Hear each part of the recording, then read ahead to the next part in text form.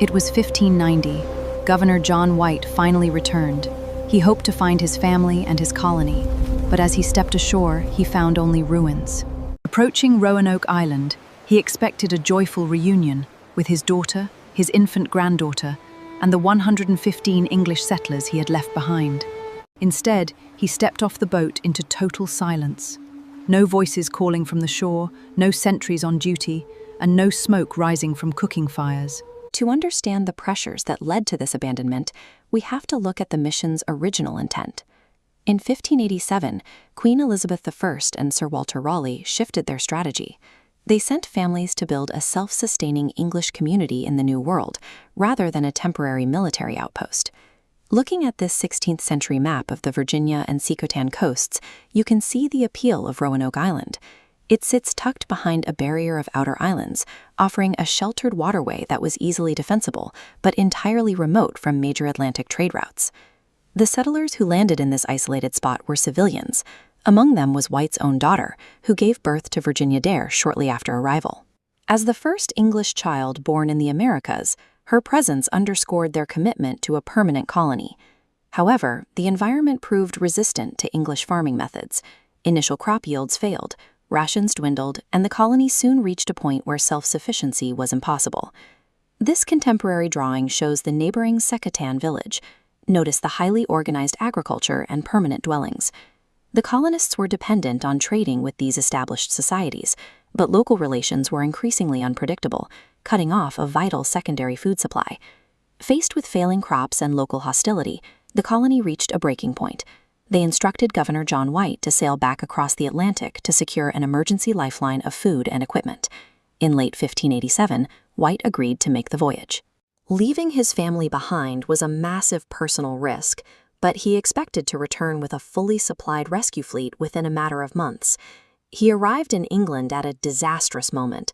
The Spanish Armada was moving against the English coast, creating an immediate existential threat to the kingdom. The English crown enacted a total naval lockdown in response. Every ship capable of sailing was drafted into the national defense, effectively severing all civilian trade routes. White spent the next 3 years frantically trying to secure a vessel, watching his petitions fail one after another. Meanwhile, 3,000 miles away, 115 settlers sat in complete isolation, waiting for supplies that had been legally barred from leaving port. This macro-level naval war in Europe dictated the survival options for the colony in North America. By cutting off their transit route, the conflict ensured the Roanoke settlers would exhaust their final resources. After 3 years of waiting, a combination of storms and mutinous crews forced the ship back to England before he could reach the island. It stands as a record of the extreme fragility inherent in early exploration, where a logistical failure erased 115 lives from the historical record. In August 1590, Governor John White stepped off a small boat and onto the shores of Roanoke Island. He had been away for 3 years. For those 3 years of anticipation, he had carried the weight of a staggering responsibility. Waiting for him somewhere in the Carolina wilderness were more than 100 settlers, his pregnant daughter, and an infant granddaughter he barely knew. But as he called out to the settlement, no one answered. The camp was entirely silent. As White walked the grounds, the physical evidence told a strange story. The protective fences had been pulled down. The heavy timber houses were gone. The settlement hadn't been destroyed or abandoned in a panic. It had been systematically dismantled.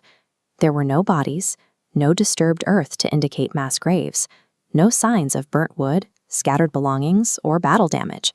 The forensics pointed entirely away from a violent massacre, revealing instead a controlled, highly organized disappearance. Desperate for answers, White scoured the perimeter of the dismantled camp, searching the remaining trees and posts for any deliberate message left behind by his family. On a wooden palisade post, he found a single word carved deep into the grain: Croatoan. To understand the significance of this word, we have to look at a security protocol established before White left. The colonists agreed to a strict system. If they ever needed to relocate, they would carve their new destination into the trees.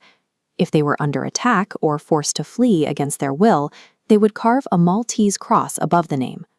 White scrutinized the post, examining every inch of the wood around the letters. There was no cross. This missing symbol provided a clear answer. The security protocol was followed exactly as intended. The 117 settlers had packed up and walked away entirely by choice. To understand why they left, we have to rewind to 1587. England was racing to build a permanent, self-sustaining civilian foothold on the edge of the Atlantic, pushing hard to secure territory in the New World. Unlike earlier expeditions filled with heavily armed soldiers looking for a strategic military advantage, Roanoke was populated by vulnerable families. Their goal was to clear land, plant crops, and build a community. But the land rejected them almost immediately. This historical illustration shows the highly organized, thriving agricultural plots managed by neighboring Native American tribes. The English settlers lacked the deep local knowledge required to replicate this success. Their crops failed, their imported supplies dwindled rapidly, and relations with the local tribes fractured under the strain of competition for food.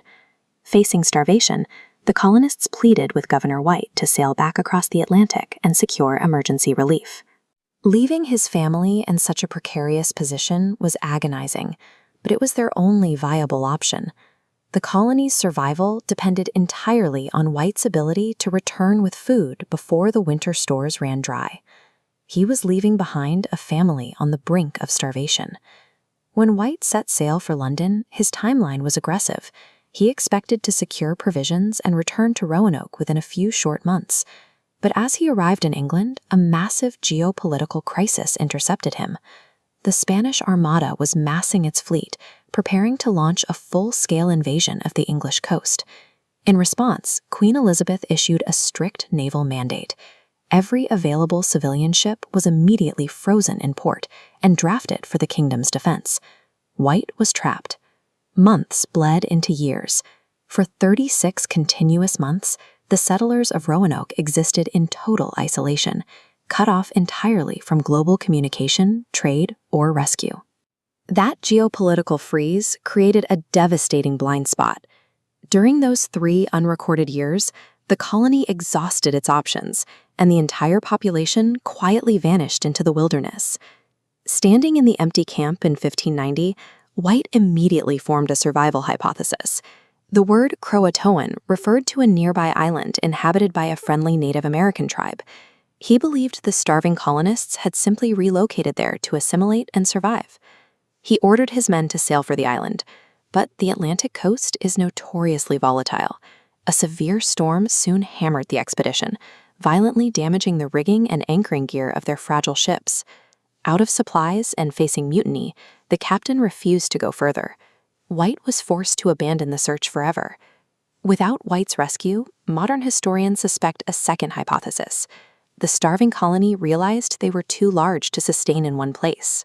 They likely fractured into smaller, manageable groups, moving further inland to forage and trade.